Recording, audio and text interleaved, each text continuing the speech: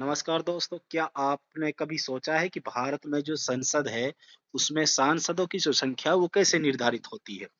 तो इसी को लेकर आज हम डिस्कस करेंगे परिसीमन विधेयक 2026 जो कल परसों में संसद में पेश किया गया था और वो गिर गया।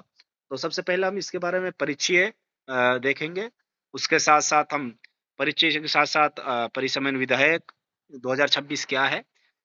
इसकी जो मुख्य तथ्य बिंदु हैं, वो क्या-क्या रहने वाले हैं?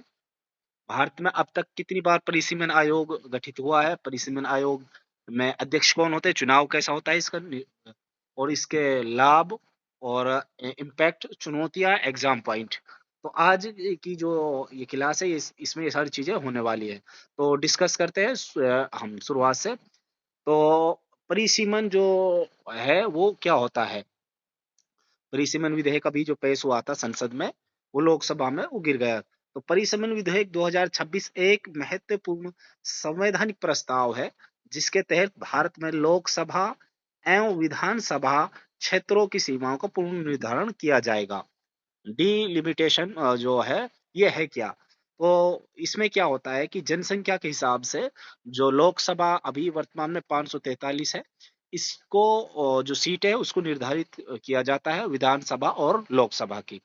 ये प्रक्रिया नई जनगणना के आधार पर समान प्रतिनिधित्व सुनिश्चित करने के लिए की जाती है कि भाई जो जनसंख्या है उसके आधार पर सीटें बांटी जाती है ताकि जो समान प्रतिनिधित्व हो। तो इसके लिए ये सुविधा की जाती है। तो अब इसके जो मुख्य तथ्य बिंदु हैं, ये जो संविधान संशोधन था और जो संशोधन 131वां था विधेयक 2026 तो जो है लोकसभा में पास नहीं हो पाया। इसको पास होने के लिए 2/3 बहुमत चाहिए, जो ये 2/3 बहुमत से पास होना ज़रूरी है, बट ये पास नहीं हो पाया। तो लोकसभा में अभी वर्तमान में 543 सीटें हैं। अगर ये पास हो जाता तो 800 लगभग 850 के आसपास लोकसभा सीटें हमें देखने को मिलती। इसमें 815 जो सीटें हैं वो राज्यों की होती और 35 सीटें थी वो केंद्र शासित प्रदेशों की हमें देखने को मिलती। तो इसकी जो लागू होने की संभावना थी वो लोकसभा चुनाव 2029 से है। इसमें क्या था, नारी शक्ति वंदन अधिनियम जो आधारित पे था कि जो 2029 आएगा उसमें जो लोकसभा की सीटें होंगी, अगर उसमें परिसीमन आयोग गठित होता है और सीटें बढ़ती हैं तो उसमें 33% महिलाओं को आरक्षण देने की बात कही गई है। तो नारी शक्ति वंदन जो अधिनियम है ये इस पर आधारित था, जो ये पास हो चुका है। अभी तक भारत में जो परिसीमन है वो 4 बार लग चुका है, 5वीं बार था। डिलिमिटेशन हम इसको बोलते हैं। तो पहला जो हुआ था 1952 में, 1963 में दूसरा, 1973 में तीसरा, 2002 में चौथा और अब 2026 था, इसमें 5वां प्रस्ताव पारित था कि शायद इसमें जो परिसीमन आयोग है वो गठित होगा। अब हम इसका जो संवैधानिक आधार है वो देख लेते हैं। इसका जो संसद द्वारा परिसीमन आयोग का गठन होगा, इसका जो विस्तार जो जानकारी हमें मिलती है आर्टिकल 82 से मिलती है। अनुच्छेद 170 में विधानसभा सीटों का निर्धारण होता है वो परिसीमन आयोग के आधार पर होता है और जो परिसीमन आयोग है एक स्वतंत्र निकाय है। ठीक है, अब हम देख लेते हैं परिसीमन आयोग है जो डिलिमिटेशन कमीशन है, इसका गठन कैसे होता है। इसका गठन जो होता है वो राष्ट्रपति के द्वारा किया जाता है। ठीक है, और जो अध्यक्ष होते हैं इसके सुप्रीम कोर्ट के सेवानिवृत्त जो न्यायाधीश होते हैं वो इसके अध्यक्ष होते हैं। सदस्य मुख्य चुनाव आयुक्त और राज्य चुनाव आयुक्त इसके सदस्य होते हैं। विशेषताएं इसकी निर्णय अंतिम और बाध्यकारी, न्यायालय में इसको चुनौती नहीं दी जा सकती। अब इसका जो ऑब्जेक्टिव है, उद्देश्य है, वो क्या है, 1 पर्सन 1 वोट 1 वैल्यू। कि अभी क्या है कि किसी लोकसभा में ज़्यादा जनसंख्या, किसी में कम है, तो वो एक इसमें 1 पर्सन 1 वोट 1 वैल्यू, तो जनसंख्या जो वितरण है वो बढ़िया तरीके से हो जाता है। समान जनसंख्या पर आधारित सीट वितरण की जाती हैं। लोकतंत्र में निष्पक्ष प्रतिनिधित्व हमें देखने को मिलता है। ये इसका ऑब्जेक्टिव होता है। इसका प्रभाव क्या पड़ने वाला है, संभावित प्रभाव देख लेते हैं जो सबसे मोस्ट इम्पोर्टेंट है, जिसकी वजह से फेल हुआ, जो इसकी वजह से संसद में गिर गया। उत्तर भारत यूपी बिहार में सीटें बढ़ने की संभावना है, क्योंकि यहाँ सबसे ज़्यादा जनसंख्या है, सीधी सी बात है।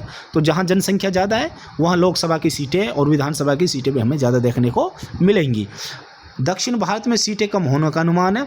कारण क्या है, जो साउथ इंडिया है वहाँ जो जनसंख्या है, वहाँ की जनसंख्या कम है, तो वहाँ की जनसंख्या कम है तो वहाँ सीटों का भी जो अनुमान है वो कम होगा। तो जो नॉर्थ जो अपना यूपी बिहार यहाँ का आसपास की जो लोकसभा की सीटें वहाँ ज़्यादा बढ़ने को देखने को मिलेंगी। और इसी वजह से जो संसद में जो मेन भूमिका है वो यूपी बिहार जो आसपास का इलाका है उनकी देखने को मिल सकती है। राजनीतिक संतुलन में बहुत बड़ा बदलाव देखने को मिल सकता है। चुनावी प्रतिस्पर्धा में वृद्धि देखने को मिल सकती है। अब इसके लाभ और देख लेते हैं हम, एडवांटेज क्या क्या है। संतुलित प्रतिनिधित्व, वास्तविक जनसंख्या का प्रतिबिंब, लोकतंत्र में विश्वास मजबूती, सीटों का निष्पक्ष वितरण यहाँ हमें देखने को मिल सकता है।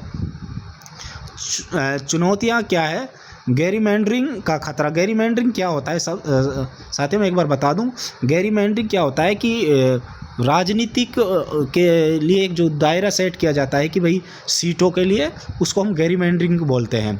ठीक है, उत्तर दक्षिण विवाद, तो सीधी बात है, अगर जनसंख्या उत्तर में ज़्यादा है तो लोग जो संसद होगी वहाँ जो सबसे ज़्यादा वर्चस्व देखने को मिलेगा वहाँ उत्तर के लोगों को देखने को मिलेगा। साउथ की जनसंख्या कम है तो सीटें भी कम होंगी और उनका जो वहाँ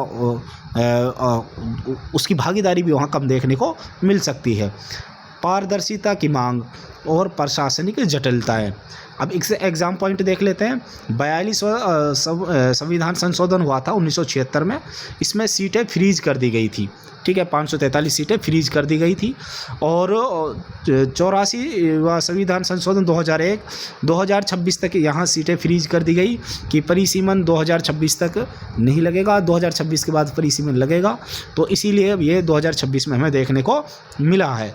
अगला परिसीमन संभावित 2031 जनगणना के आधार पर हमें जो ये अगला परिसीमन देखने को मिल सकता है।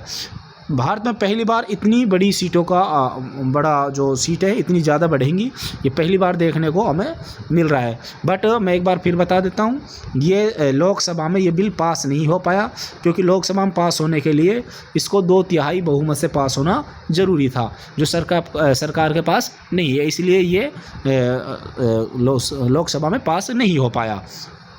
तो आज का हम क्वेश्चन देख लेते हैं। परिसीमन विधेयक 2026 के अनुसार लोकसभा सीटों की संभावित अधिकतम संख्या कितनी हो सकती है?